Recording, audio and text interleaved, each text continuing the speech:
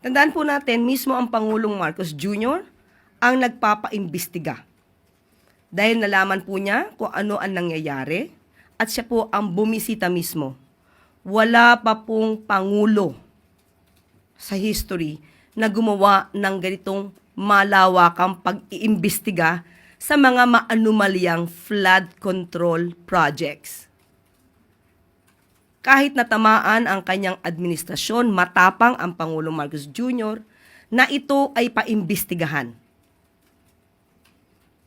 At dahil sa pag-iimbestiga na ito, naisiwalat din at napatunayan ni Secretary Bato de la Rosa na ang mga diskaya ay 2016 pa pala na mamayagpag para sa flood control projects na sila mismo ay nasasabing sangkot sa ghost flood control projects.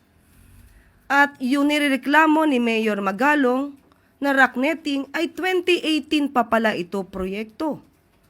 At yung nireklamo kay Pangulo na binisita sa Bulacan ay 2021 pa pala ito nagawa.